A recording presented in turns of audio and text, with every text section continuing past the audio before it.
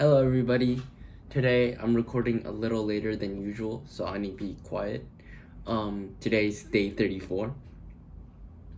For strength, I didn't do all 50 push-ups and all the other stuff, but I did do around 30 push-ups. Yeah. For intelligence, this is where most of my day gone to. The morning I had my Japanese class, then I had my SAT prep class, and after that I reviewed my AP Chem. So for Japanese, we learned more about like just how should I say it? Like recommendations, yeah. Like how do you recommend something? And then for SAT, we covered more English. Basically, something major is like there's a few ways you can go about taking the test.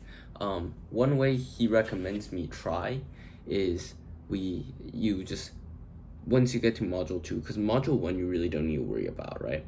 Module 2, you click through every question. If there's like a reading question that's really long and it's like it might take you a long time, just mark it and then move on. And then don't do any of the questions, just keep going through it, right? You mark all the difficult reading questions, then you go back, do the grammar. Once you finish all the grammar, you go to the last section where it's like not reading comprehension, like the note comprehension part, because you don't really need to read the notes for that. So you can do it real fast. Then you go on to doing the easy reading questions, which are the ones that you haven't marked yet, and after that you do the actual difficult reading questions. There is one problem with this strategy, and that is because since you're saving the reading for last, you might get like nervous with the timer ticking down, and then you have to read a lot, and that might affect your comprehension. So he told me to try it a few times, see how I feel about it.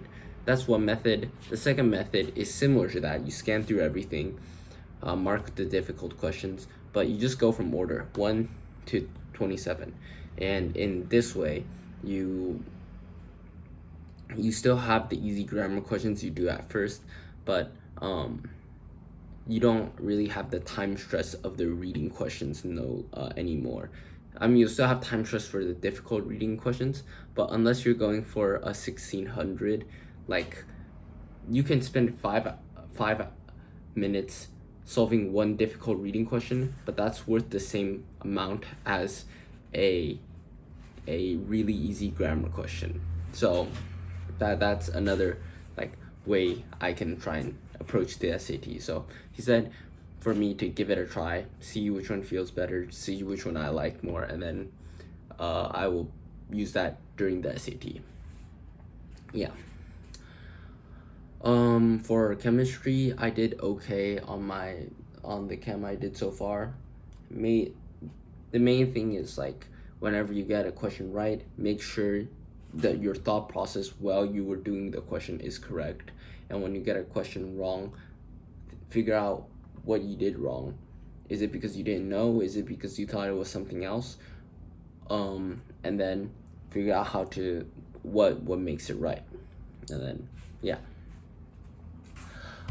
For discipline, I slept horribly yesterday. I think I slept around 4 hours. Today, I think hopefully I can, right after recording this, I'll go to bed and then I will get, I think like 6 hours? Yeah, around 6 hours for school. And that's it for the 3 daily things. Now, on to the fun subject. This is something I personally really like. So, there's this game called Pokemon. I don't know if you heard of it, but it's called Pokemon.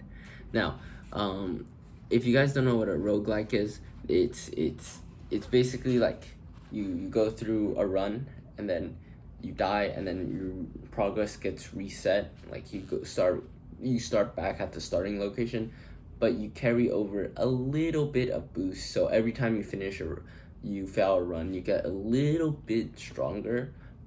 And basically, that's what a roguelike is. Now, there's an unofficial Pokemon game called Pokerogue, and it's really fun. There's in the classic mode, there's 200 floors, and then you bring your Pokemon along. And you just battle through them.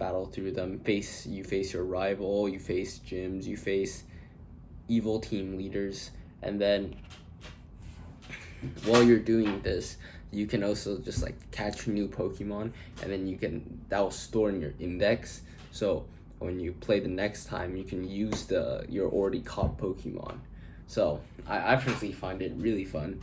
If you guys haven't tried it, I highly recommend it. It's free, and yeah, that's it. Bye bye.